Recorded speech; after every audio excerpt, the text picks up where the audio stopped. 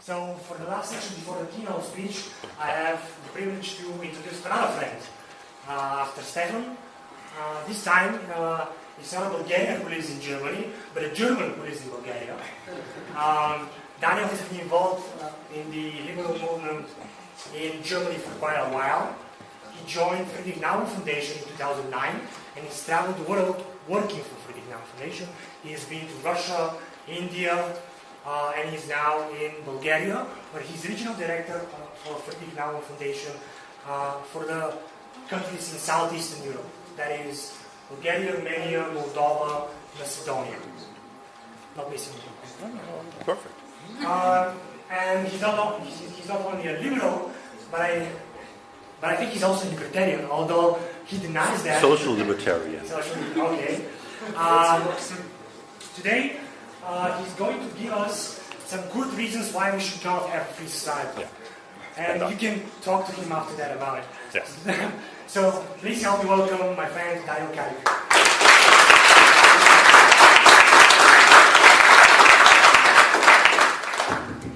Thank you very much, Stoyan. Can you hear me in the back? Everyone? Yes? Good? Perfect. Yes, maybe we can talk afterwards how I define myself, even though I don't like to stick labels on myself, because there are so many good ideas in liberalism, libertarianism, and there are so many facets of it that just don't stick a label on it. I think one thing we can agree on is that we are all fighting for liberty, here Bulgaria or the respective country we're coming from or where we were working at. That's now my second time actually. I'm at the European Students for Liberty conference in Sofia. Last time I was here as well. I talked about responsibility. And when Stoyan asked me again to talk here, I thought what would be a very catchy title to lure you away from the issue of Ayn Rand. So I took the most provocative title I could think of, and that was "That's Not Fair. Arguments Against a Free Society." Well, that's not fair. It's probably a sentence all of us hear quite often. When we talk to friends, relatives, when we watch TV, read the newspapers, that's not fair. I don't feel fairly treated. These are things we hear quite often. And I had recently a very interesting taxi ride in Berlin.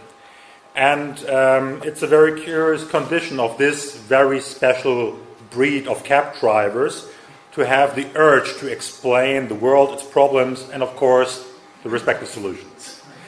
And what he told me sounded rather logical. Just a second. We all have seen it in the news. The world becomes more unfair day by day. The gap between rich and poor is widening. The poor are getting poorer, while the 1% is getting richer by the minute. It's on the news, so it must be true, right?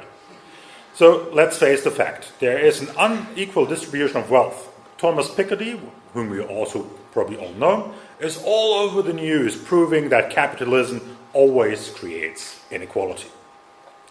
And as Occupy Wall Street puts it on its website, the entire system of capitalism is unfair because it's based on theft, exploitation, and it's undemocratic. Well, we all know that people are forced in unfair working contracts. No worker benefits but the ones who own the means of production, making millions while the hard-working labor force can barely survive. Big companies are misusing their market position, forcing consumers to buy their products and thereby drive competitors out of the business. With this, they are creating monopolies, being untouchable by competitors. Just take the case of Google, driving small competitors like Yahoo out of the business. And they want more. Just look at Google Maps, their cloud service, Mail. Who has a chance against them? And by the way, life itself is unfair. Often people are rich simply because they inherit wealth or are born into a privileged class or just lucky. These jerks. So how can we define what is fair and what is not? In this, fairness is synonymous with just or justice. Liberalism defines justice simply as follows. Justice is a universal principle against which all political action can be measured and assessed in respect of its moral legitimacy. First and foremost, this requires equal rules for everybody. Liberals believe that every person should be treated equally before the law. Equality before the law is fundamental requirement for a society of free individuals. So, as Stoyan was already mentioning, that I'm somewhat of a libertarian, also liberal sometimes, when I talk about liberalism, I don't talk about it in the American sense, but in a proper way, the European understanding. So liberals are, for me, classic liberals. I had a very nice argument about that very recently when we had, together with Institute for Market Economics, very nice summer school, and I was getting in a harsh fight with two Americans who didn't agree with me to the full extent. But I still stick to my idea that libertarianism is the most extreme form, or the American issue of liberalism. So I will stick to liberalism if you don't mind. So, I know Stoyan minds. Stoyan always minds. Stoyan and I will have a talk afterwards, just the two of us. So what is justice? Justice is defined by the late American philosopher John Rawls as the first virtue of social institutions. As truth, it is of system of thought. A theory, however elegant and economical, must be rejected or revised if it's untrue. Likewise, laws and institutions, no matter how efficient and well arranged they are, must be reformed or abolished if they are unjust. Each person possesses an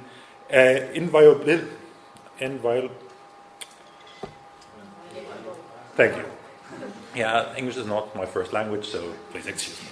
Founded on justice that even the welfare of society as a whole cannot override. For this reason, justice denies that the loss of freedom for some is made right by a guaranteed greater good shared by others. In his essay, Justice as Fairness, Political, Not Metaphysical, published in 1985, and later in 2001 rewritten as Justice as Fairness, a Restatement, Rawls defines two principles: the liberty principle and the equality principle. The first one comes rather natural to liberals. Each person has the same claim to a fully adequate scheme of equal basic liberties, which scheme is compatible with the same scheme of liberties for all. And second, and that principle is hard to swallow, especially for libertarians, social and economic inequalities are to satisfy two conditions. First, they are to be attached to offices and positions open to all on the conditions of fair equality of opportunity. And second, they are to be the greatest benefit of the least advantaged members of society. So fairness in the context has two basic meanings. First, it means applying the same rule to all individuals engaged in competition for various social goods. Second, it means structuring the outcome of that competition so that no individual is ever permanently denied the means to compete with some prospects of success. The second part is only possible to read through redistribution of wealth. Hence, applying these categories to political systems, Rawls had put them into two boxes. One, that violates one of the two principles in at least one way. That would be laissez-faire capitalism, welfare state capitalism, or state socialism with a command economy. And there are these ideal descriptions he puts in a nice box.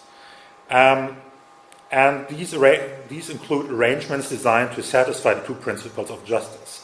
So that is property owning democracy and, please keep in mind that Rawls claimed to be liberal socialism, whatever that might be. So Robert Nozick counters Rawls' argument in his book Anarchy, State and Utopia, in which he argues in favor of a minimal state, which I do as well. This he describes as limited to the narrow function of protection against force, theft, fraud, and enforcement of contract and so on. When a state takes on more responsibility than these, Nozick argues, rights will be violated. Nozick arguing that from John Locke's perspective, Nozick points out that every man owns himself, self-ownership, and that Rawls' idea of redistribution violates the basic principle of property rights. John Locke, whom you all should know, already wrote in 1689, "Enough the earth and all the inferior creatures be common to all men, yet every man has a property of its in his own person. This nobody has any right to but himself. The labor of his body and the work of his hands, we may say, are properly his. Whatsoever he removes out of the state of that nature has provided, he left in, he had mixed his labor with and joined it to something that is his own, and thereby makes it his property." According to Nozick, this defines the theory, the entitlement theory. A principle of justice in acquisition. This principle deals with the initial acquisition of holdings. The principle of justice in transfer, so transferring goods from one person to another. And the principle of rectification of injustice. So if you have acquired something in an unjust manner, there should be means to heal that. By looking at Rawls, we have entered to the realm of social justice. In contrast to justice, social justice is not concerned with universal principles and equal rules for everybody. Just a second. That's the first time I tried this, and it sucks. I have a teleprompter here and it doesn't work, so please excuse that I'm jumping back and forth.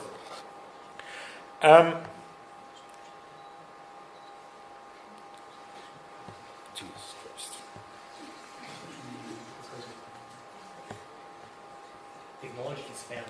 Technology has failed me miserably.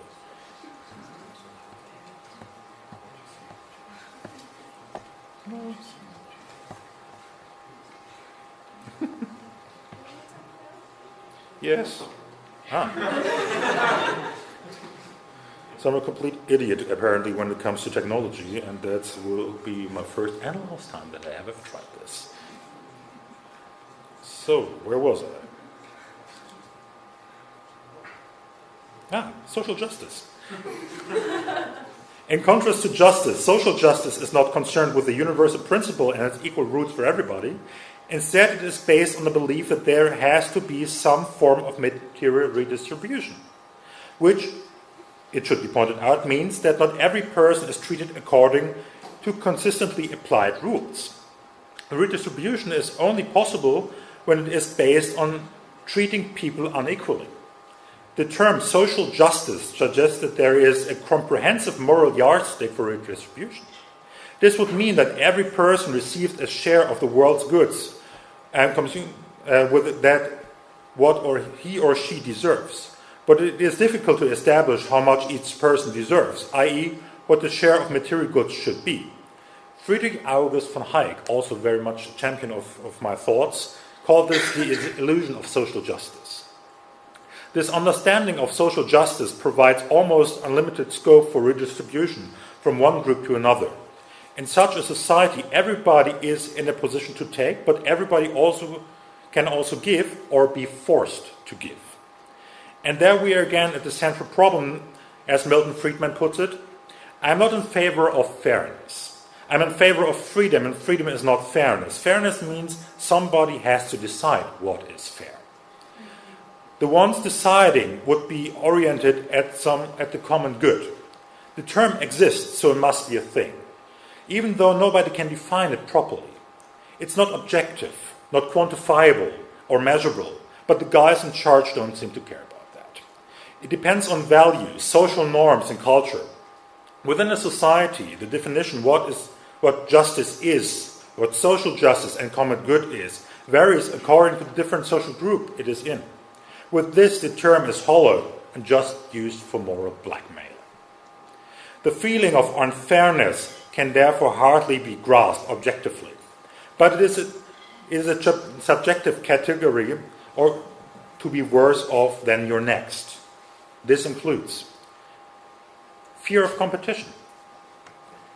People are afraid that they are not good enough, that someone is better than they are and takes away their stuff, and that frightens people. Fear of change. Most people have seen their work environment change drastically as a result of technological progress, powered by the ongoing revolution in information communication technology.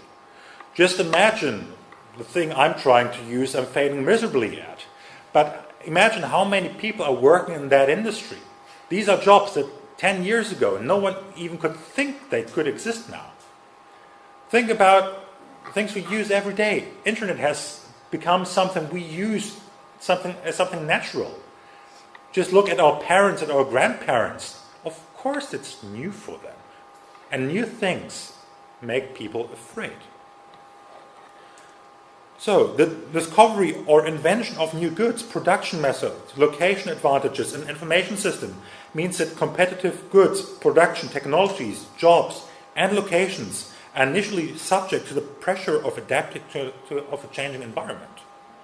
Creative destruction was how Schumpeter described this aspect of competition, which, while creating social opportunities, also creates social problems as innovation pioneers make new discoveries, supply superior goods, and markets are expanded by efficient imitators to offer greater wealth for all. And just by the way, Schumpeter said that over 100 years ago, and it's still very valid today. But there's also fear of being cheated out of your right, that someone takes what is rightfully yours, or just screws you over when making a contract. There is the fear of responsibility, and coming back to my taxi driver. Because people cannot blame anybody but themselves if they screw up. Don't get me wrong, they still would blame everybody else, just as they're doing right now if they screw up. Just imagine a 42-year-old male with a degree in ancient Nordic literature cannot make a 6-figure job and has to drive a cab.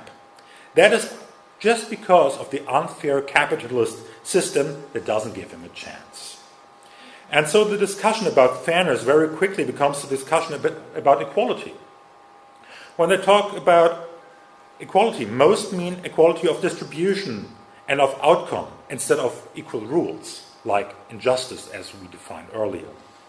The waiter and the pilot both work 45 hours a week, so they should have the same salary, right? No? Okay.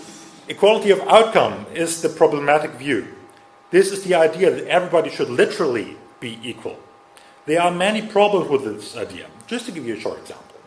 Often people are rich, simply because they inherit wealth, or they are born into a privileged class, or they are smarter or braver than others. To change that, there are only two rather radical solutions. One would be, after death, all positions go to the state, who then distributes the shares equally. The second one goes according to communist champion Pol Pot in Cambodia. And you probably know how he did it. No? Well, he killed everybody who was not approximately the same height, approximately same smart. He killed all disabled people, all especially smart people. Well, that's also a way to do it, and that's how communism works in the end, if it applied perfectly. Milton Friedman said, you can only aim at equality by giving some people the right to take things from others. What ultimately happens when you aim for equality is that A and B decide what C shall do for D, except that they take a little bit of a commission on the way. And this is where we close this circle, and I'm coming back to the initial question of fairness. Are free societies fair? They are. They are fair by the fairness as process standard, as the rules apply to everybody equally. They are fair by the fairness as outcome, not by the equality of outcome standard. It is indeed fair that you can earn your way up, that you get what you work for, if the rules are applied. There is so much talk about money aristocracy and bankers and the thousands of successful start-up and small and medium enterprises that have been flourishing in the past years are completely ignored in that picture. Thomas Piketty and his fellow neo-Marxists are wrong. Never has wealth been so equally distributed. Never have so many people lived in wealth. Chances in free societies are great, but one has to have the courage to take them. Still, there is this feeling somehow of unfairness, and the social industry and media keep the fire burning high. Who cares that we don't have poverty in Germany anymore? So we have invented relative poverty. Who cares that the living standards of the poorest and their life expectancy are at an absolute peak worldwide? Talking about taking opportunities and living in ever-changing times takes courage. Changes create uncertainty and are frightening. That is something liberals should remember and should never forget. That is the question of psychology. We all agree to the fact that Austrian economics is right to talk about individuals in the market. So we should start acknowledging the fact that we are also talking about individual persons in societies with their respective hopes and fears. Otherwise, we encourage people to look for Hobbes' Leviathan, the Messiah, the Savior.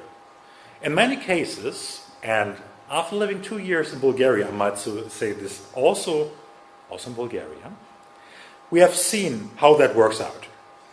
People don't trust in fairness as a process if the institutions do not work. People don't trust in fairness as outcome if they are too afraid to take risks. For those, no society could ever be fair. Thank you very much.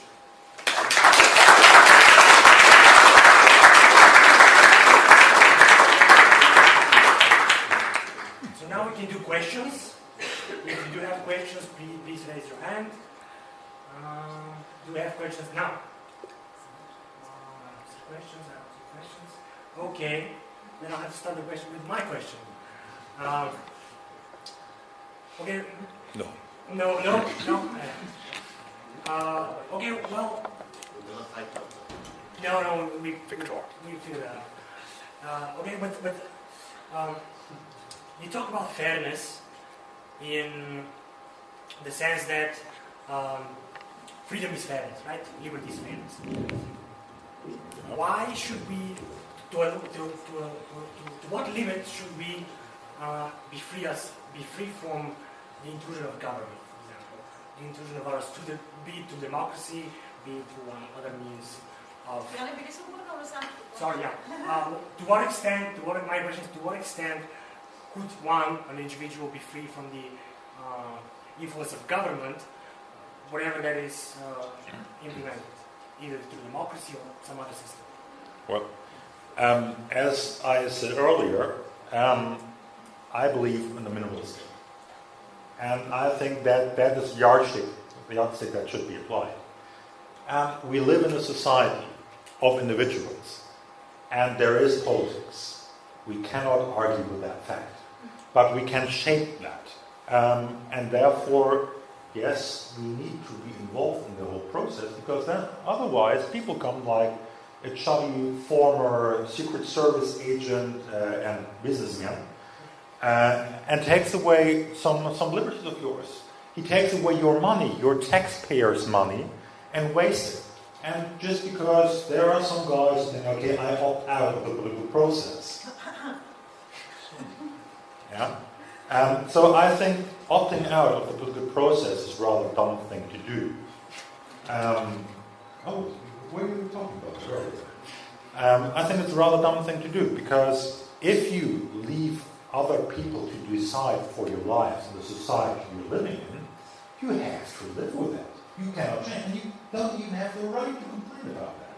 If you live in a society that you deem not fair enough, and you do nothing to change that, but sitting there on Facebook and writing nice articles about that, well, then bother you. That is your problem then. So you have to be involved in the political process. I grant you, especially in Bulgaria, I've been traveling a lot here and talking a lot, especially with young people. People are so fed up with the system. I know so many of my Bulgarian friends who are leaving, who have left or lived in Germany, having their professorships somewhere. But I see so many people here who want to leave. The first week I came here was sitting with my wife in a restaurant called Model. And I was talking with the waiter, and he said, "Oh, where are you from?" I said, "From Germany." "Hey, what are you doing on vacation?" I said, "No, I work here, I live here now." And they looked at me, "Why?" "Why would you do that?" And I said, "Oh, I work in politics." And then he looked at me, "Why?" So I understand the system is completely screwed up. But you need to change it. You need to get involved. And there are, fortunately, some guys who are still getting involved in the business who want to make a change, aside from the existing structures. But we have to be involved. And as I said earlier, if you're not trying to change things, you don't have any justification to complain. So you cannot. I get a response for that. No, I don't need. I need a So you changed the topic of my question because yes, I'm working in politics. Yeah. My question wasn't on strategy; it was basically on philosophy. But if you want to discuss strategy, well, what is your opinion on getting involved in something like organizing a conference for young people on the topics of liberty? What's your opinion? Well, that is very good. And the thing is, when we discuss issues like that, getting involved, it is not a real discussion between the two of us, because Stoyan and I are very much involved in making things happen here. And I wanted to say that by the end of my little engagement here on stage, but there are things happening at the moment. Stoyan and I are working on something great. Of course. No, we are working on something that has the chance to actually influence Bulgarian politics in a way that Bulgarian politics becomes more accountable.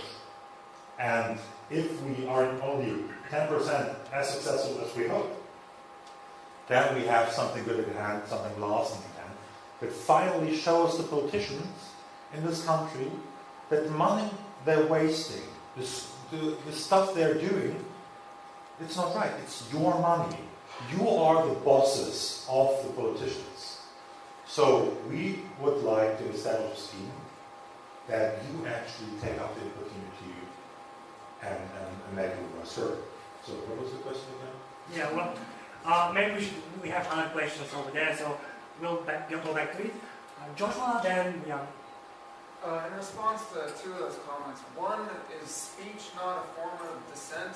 If that's not the case, why is Russia right now passing a law, Putin just signed it, that's forcing all foreign holdings, not all, but most of the foreign holdings in Russian publications to get out of the country? Vetimosti's got ownership split between Financial Times and Wall Street Journal. They need to get out. Is that not a form of dissent? And if we exercise our speech, are we not using a freedom that we might be losing if we don't exercise it? And two, on the point, if the money belongs to us, then why is the government confiscating it from us and giving it to other people or programs that we may not support? Well, to a large extent, to start with the second question, I think taxation is theft. And probably most of you agree with that. I am most happy to pay a certain fee for a service I get. But paying, for instance, in Germany, 45% of my income as little fee, that I consider being theft. So, come to the first question. Well, of course, speaking up against tyranny is important, and it needs to be done. And of course, autocratic regimes are afraid of people speaking up, of opinions being published. But the thing is, if there is only a community in the country that talks to each other in closed Facebook groups, that community will not ever change anything. And therefore, you also need to do something. You need to take action. Talking about things is great. And there was a quote from I'm still a member of the Liberal Party in Germany. And how are they doing by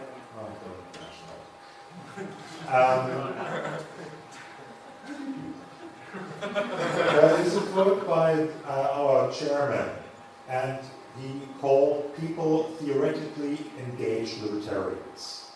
The guys who sit on Facebook, comment on each other's statuses, write comments and stuff like that. That will never change anything. It is good to exchange things, to exchange views, but it can't be it. If you don't start moving and shaking in the real world, things won't happen. And coming to Stoyan's question, of course, organizing a conference where you meet new people is something important, where you talk about your values, your ideas, where you talk about what can you actually do to change the fate of your country. Of course it changes things, but you need to get into the real world to actually change the real world. Or you take the exit option, as approximately 2 million people have done in Bulgaria already since the 1990s.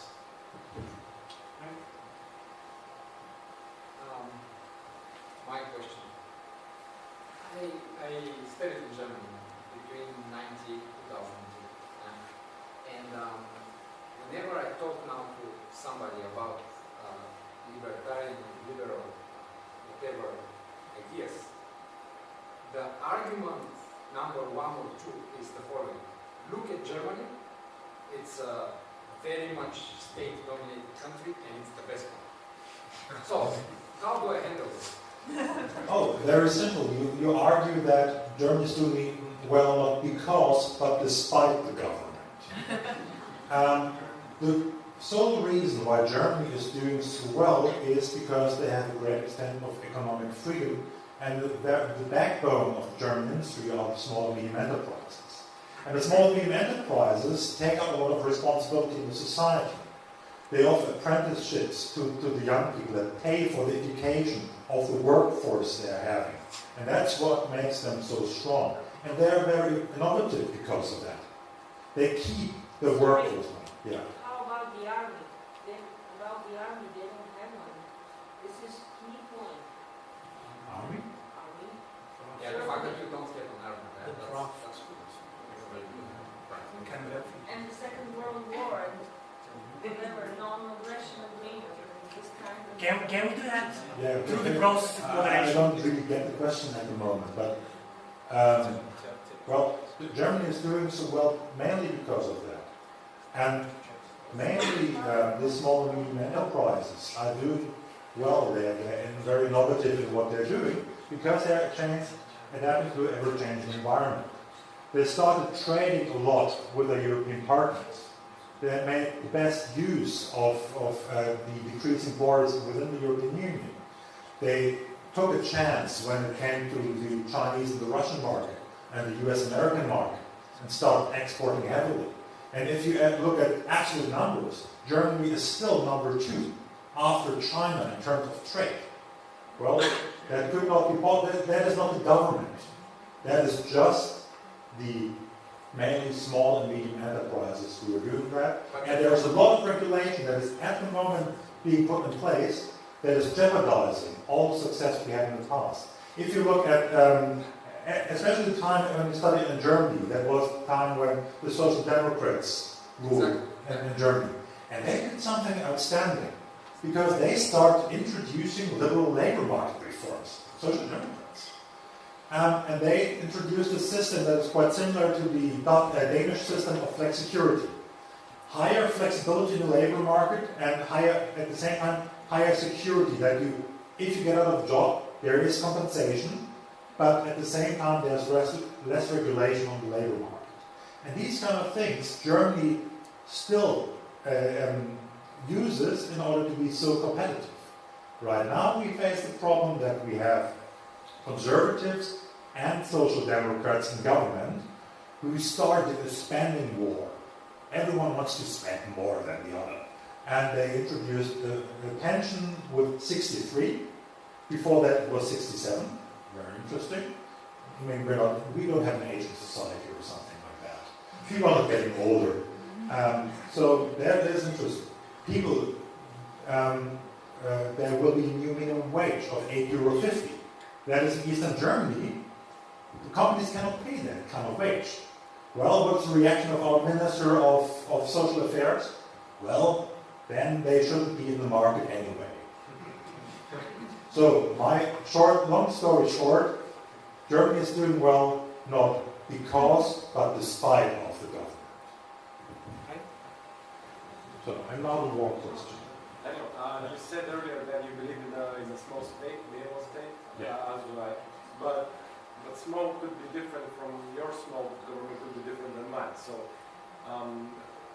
where the line should be drawn, and who draws the line? How how small is actually small? Well, unfortunately, not you and I are drawing medium. No, for me, the most important things are the protection of life, liberty, and property. So basically, your property rights are secure. There is, and you can have an enforcement of contracts. So the judicial system I also see as part of the minimal state. Police force also, just for a very simple reason. I had an argument, who was it? Sorry, I'm probably with. That complete privatization of security will end into domestic warfare. If you have a security scheme or how do you call that, insurance scheme, well, let's say with one group that's called Hells Angels and the other one is called Sofia West, there might be a problem here and there. And these are the companies who are usually dealing with security issues. Also, may I remind you that Borisov also had a security company. So this kind of security, judicial system, these are kinds where, at the basic, I would also include, and I know that a lot of you might disagree, education is one I would include. Because that is an issue I've made up my mind very long about. Of course, there should be a scheme of free schools and a competition on the school market. But if you cannot afford a school, you should be able to send your kids to a school that actually offers education. Well, and after that, not much. I'm still trying to convince my colleagues in the foundation that we issue an official statement that we need a European army and not a German one, because I think it's not very economic to have a German army or to have 28 armies in Europe. Why should you have that? It's stupid. Yeah, and then there is very little. There is a lot of self-regulation. The things you were describing, why is Germany doing so well? Because there's a lot of self-regulation going on. There is a lot of standards the industry in Germany is setting itself. You don't need a state for that. There are some schemes in education for specific jobs. The companies decided amongst themselves what should be done in the apprenticeship. There's not a state involved. And actually then the companies pay to a public school that their apprentices can go there. So after life, liberty, property, and part of education, I don't see much that needs to be done by the state. And please don't ask me to build the roads. Dr. Palmer. I'm curious about your response to one of the egalitarian arguments that Thomas Piketty gives. They always shift. Every time you answer one, they have another objection. But one of the ones he raised is that it's undemocratic to have more than some amount of inequality. Yeah. And by undemocratic, he doesn't mean by definition. He suggests that the democracy will be undermined because only the rich will control the discourse. Do you think there's anything to that argument? And what would be your response? Well, if I would discuss on Mr. Piketty, and I don't even get into a discussion with a guy who doesn't know basic rules of statistics and still writes a book about that. Well, that would be the first point. The second point is, how can that be undemocratic? That doesn't make any sense to me. We still have one person, one vote in the system. Of course, there are people who are more wealthy than others, and they have a certain set of interests. But no one hinders the other ones who have less money to engage in a group and go against that. You can do that. That is your right to go against that. And believe me, if one guy who has 500 million euros says something, that is important for some. But if 5 or 50,000 people go on the street and demand something else, well, guess what will be followed? So I don't think that thing Mr. Piketty says is applicable in any shape or form. I grant him that there are a lot of people who don't have the financial resources, who don't participate in the political process. But that is not the problem of lack of resources. But the lack of resources comes from another problem, and that is lack of education. Therefore, they don't get involved in the political process. That is a problem I see. The rest of the stability raises, I don't see any problem with that. Okay. Now it's time for my question. So you mentioned you're a social libertarian. Can you elaborate on that? What do you mean by that? Because that's something that's rarely mentioned in Bulgaria at all. So Well, we get this criteria that we mostly talk about economics. So you get a chance to talk about something. oh, very nice. Well, you have heard me talk about responsibilities already twice. So I'm someone who argues for the most freedom for the individual possible. But I also acknowledge the fact that we are human beings who live in society. And that the responsibility can only go so, that the freedom can only go so far until it infringes upon the freedom of another being. Therefore, in this sphere, only contractual consent can direct this kind of interaction. So the thing is, we live in a society, and there comes certain responsibility with that. And you have to decide to shape, or you have to decide on which society you want to live in. You are shaping the society around you with your action or your non-action. We had a little game last time we were in Bansko together. Bansko? Yeah. And I asked the audience, what do you do if you see an old lady falling down in front of you? Do you help her? Almost everyone said, except for Daniel. Yeah. Except for Daniel said, of course I would help her. And then asked them why. And the answer was, because it's the right thing to do. Because if I imagine it would be my grandmother or so, I would be very happy if someone would help her. So if you are really libertarian, you have to acknowledge the fact that you live in a society. And you have to acknowledge the fact that you're interacting with other beings. And you have to acknowledge the fact that with your actions you change the environment around you. If you want to be a complete douche, well, that's fair enough. But then don't expect the society to be any different from you. Don't expect anyone to follow contracts if you do not do yourself. So, the question again, ask yourself, would you help the old lady and why? I would do it because it's the right thing, because that's the society I want to live in. Why do I help the lady or the man pushing the push cart when he or she is going up the stairs? Why do I do that? Because I'm a social being and I know that my action changes the society I'm living in. And then we're coming back to the issue of getting involved politically. Well, if I want to be in a society and want to actively shape it, I need to be active politically. Be it by organizing conferences, being it by helping in the community, or be it by engaging into real politics, or coming back in politics, not engaging in the law. Professor Carr, we have a question for us. Sorry. Just briefly. Well, Daniel, you said you are for the minimal state, for a small state, certainly as I do, but we are in Bulgaria, and the problem which we have here is that this issue of equality before the law, first time I talked to the group 2 years ago, was highly debated because it says, well, basically, it presupposes a judicial system which functions in a way, and where money is not the criterion which decides. Yeah. So how do you make out of Bulgaria a small country with the properties you described, a functioning small state?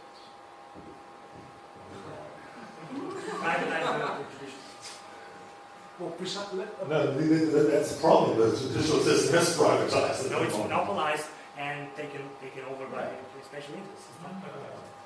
But privatized by the one very troubled guy. That's going on. Sorry to No, but that is a very valid question. What do you do if you have society that doesn't think they can change anything? That just live with the fact, or they will protect the exit option?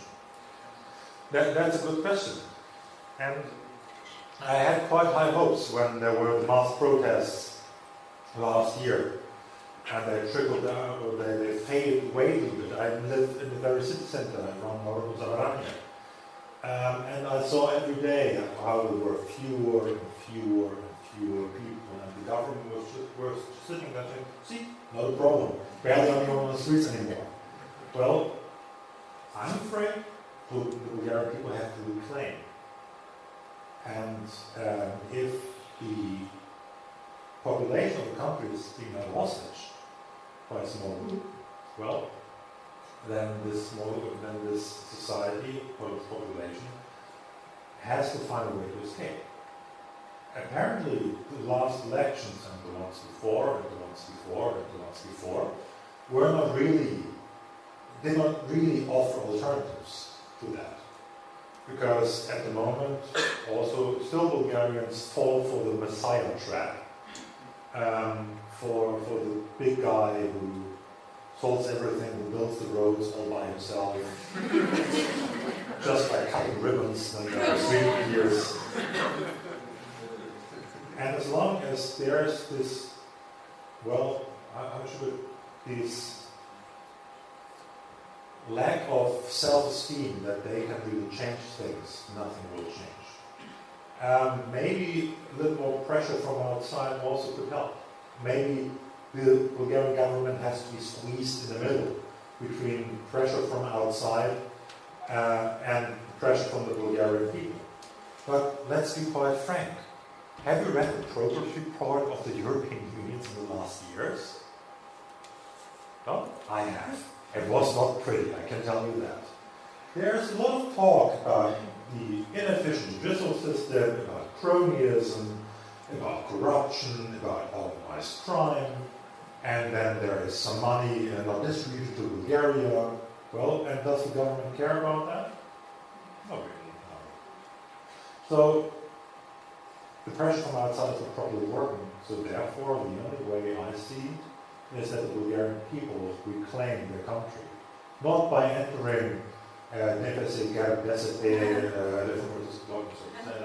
or whatever, but actually engage in a new political force, a new, let's call it union of democratic forces, union of liberal forces whatsoever, but therefore create mechanisms that prevent the trap Bulgaria fell into more than once after 1990. The Bulgarian politicians were very good at redistributing wealth into their own pockets. Look at the guys who are now the richest guys in Bulgaria, and look what they did before.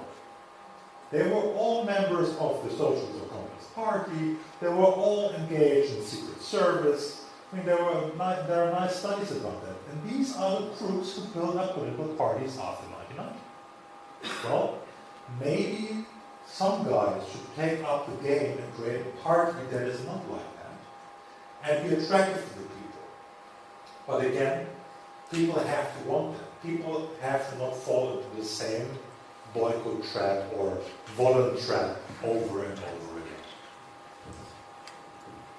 I would have asked you if you believe that we should create a party or something, but you just answered that. And it's very strange to me, coming from the background yourself, that you suggest that creating a party would be a solution. Like, especially in Bulgaria, we haven't seen any, like, for maybe for 100 years, like, none of them are good, none of them. Yeah. Like, I honestly believe that the solution cannot come from representation, from this system, from just our political system is just so corrupt that it's beyond repair. It's so broken that there are better ways to fix this than engaging in politics. And I think that actually people were a problem, and just a huge amount of the population just believes in communism, believes the right thing to do, and wants social policies. And I think that it's more important to just engage in conversation and debates, and just stay away from the political business because it's ugly there. Yes. Have you watched House of Cards? Yes. Yes. Well, imagine a tenfold in your Bulgarian politics. Well, I have to disagree with you partly. Because the solution you are offering then is most likely then the exit option and leave Bulgaria with the crooks and the communists who want to stay here, or try to talk people out of it. Well, there's one very famous saying in my business, and that is, you cannot do the policy without doing the politics. Well, let me elaborate on that. I think that we can fight it issue by issue and not being of any political color. So maybe we have a problem with the school system. We can gather support for our idea, which is external to any political group. Is that correct? So we can force a solution for a problem, and we can guide the political the guys in politics if we have a huge support from the people. I think 20,000 people going on the streets at the moment with national government, and what happened exactly? Well, that's quite serious. That's making them resign and lose all their power. So. Yeah, I completely agree with you. You can work on different issues like education, and it's important that you do so, that you offer a solution from civil society to politics. The problem is, and you already stated that, what do you do if there's a system that's completely corrupt and broken? Do you think this kind of engagement will really solve things? Or do you think if there is a different alternative that can actually engage in a political process, that can change some things? How can you expect the system to heal itself if you describe it as completely broken? How can you expect citizens' support or citizens' engagement if people are completely fed up by politics and don't want it? And that is where I see a bit of a problem. And then I come back to what I said earlier. You cannot do the policy without doing the politics. Without being in the parliament, you cannot change laws. That's the real problem. Okay, we have a question here. I think that leading the people through the desert for 40 years would solve most of the problems because they believe in communism and they believe in some stuff that they say. Anyway, I think everything that you say is absolutely true. Actually, I would even go further. You should start with behavior and with education at a very small age, because craving for power, craving to be dominated, craving for violence on other people. I mean, having an instinct for violence. These are the things that we usually learn at a very basic age, very early age. So probably this is where libertarians or liberty seekers should start. Anyway, my question is: do you think that going back to the justice topic, do you think that a perfect machine should be the decision to really have justice which is not in any way driven by emotion, influenced by emotion, clouded by emotion, because going to a system that we have here, it's okay, it's money, it's sometimes people whose judgment is clouded by something else, but they are people only. So do you think there are science fiction authors that have these kind of ideas? Well, let me first comment on your comment. Yes, I think you should start indoctrinating young kids as soon as possible. I started with my daughter already. She's only some weeks old, and I don't really tell her how vegetarian is. No, but you're right. The thing is, what do youngsters see in the streets? There are guys who drive their big fancy cars. Have you ever been nighttime in Sabrania?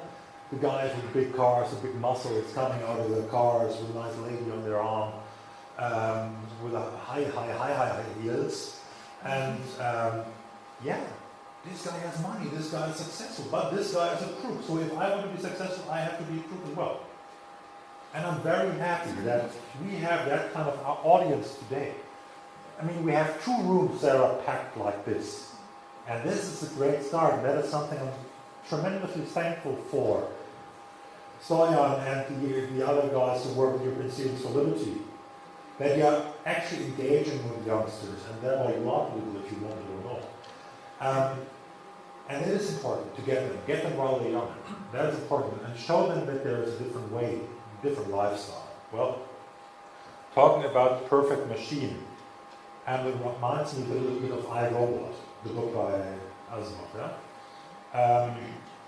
Well, there was this perfect machine that in the end tried to save humankind for itself, and imprison or tried to imprison humankind because it's okay. These guys cannot be trusted with anything. Well, it should be a machine, but it should not be a machine like a computer. It should be a machine like a system that seeks for truth, for most objectifiable truth. And let's face it, every crime that is committed has a social implication. If you go somewhere because your wife and your kid are starving and you steal something, is it really the same as someone robbing a bank just because he wants to have a nice car? It is very hard to take out the human factor if you have this kind of machine. So I wouldn't argue for a perfect machine, but I would argue for a system that works, for a system that works most objectifiably, but also includes the human factor in having to do the sentences. A system that allows, for instance, if you have a struggle with enforcing contracts, that is objective, of course. And that is something actually some states have introduced. If you have a case, they just look at it, okay, you pay the fees, very simple. You can have it with a machine. And Estonia and Denmark, for instance, they're quite successful in reducing the time in courts by having that kind of system. Not only an ombudsman, but also a proper system of handling those kind of cases. That works. But if it comes to proper judicial system, a good system, not a machine. Okay, one final question. It's you, yeah. Sorry. Coming back to the Bulgaria-EU relationship that you mentioned, that EU is pressing a little bit, but not enough. Do you think that the money that we get from the EU, the free support, so to say, actually helps Bulgaria? No.